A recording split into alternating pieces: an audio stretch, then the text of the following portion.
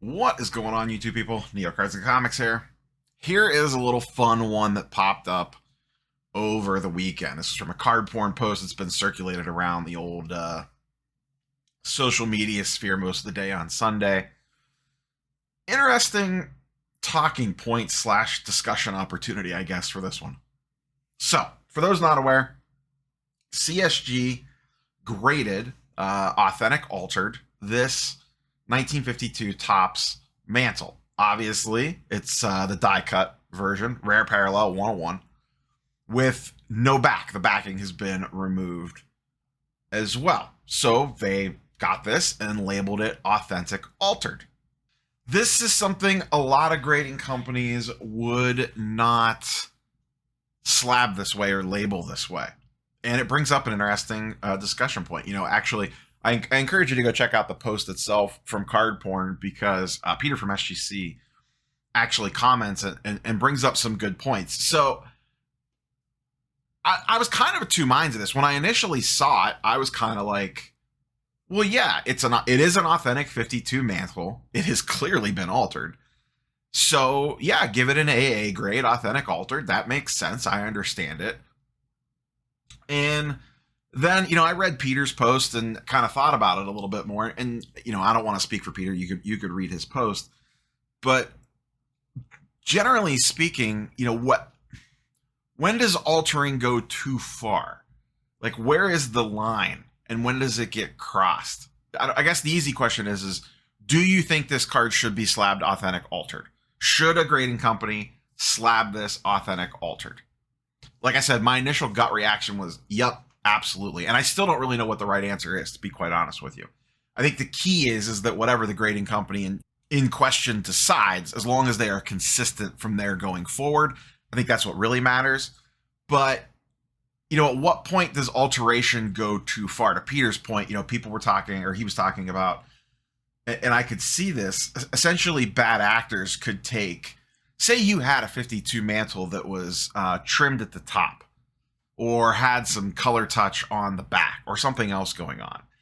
Basically, now we're saying, hey, just hack it up and send it in, and it would get an authentic altered grade instead of a trimmed or, you know, whatever the case might be grade.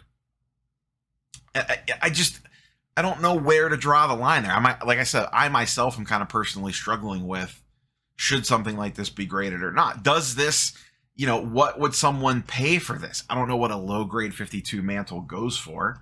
So I just glanced really quickly. Low grade 52 Mantles, like a PSA 1, goes for about $25,000.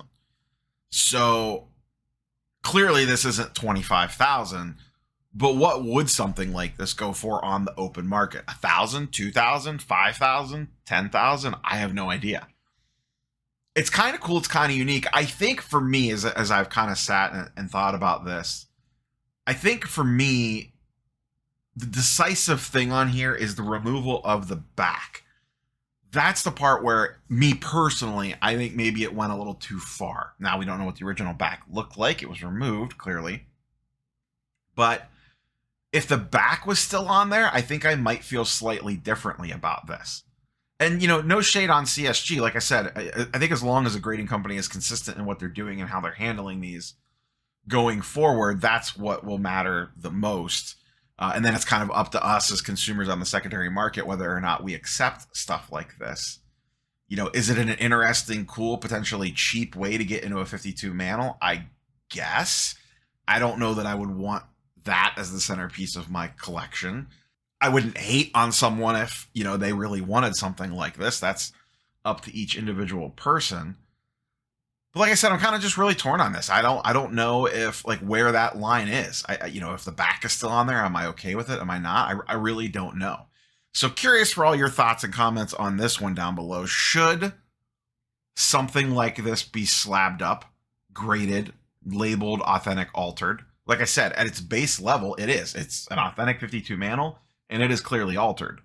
But like I said, you could see here, or you could go, feel free to pull up the posts. Peter kind of lays out a very good argument against, and I see his point as well.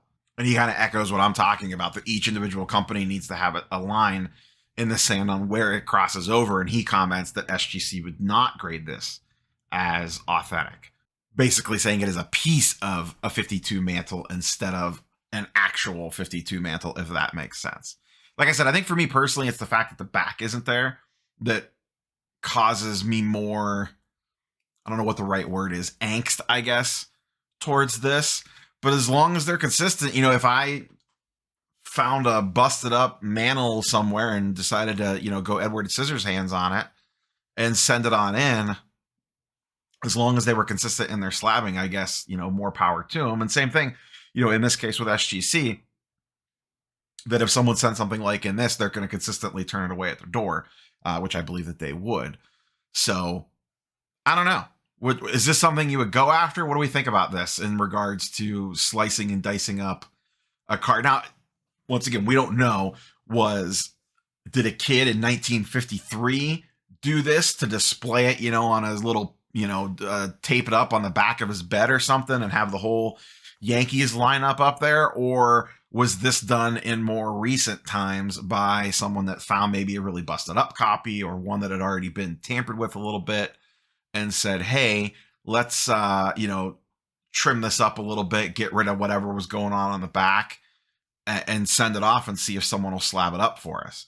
You know, we'll never know that.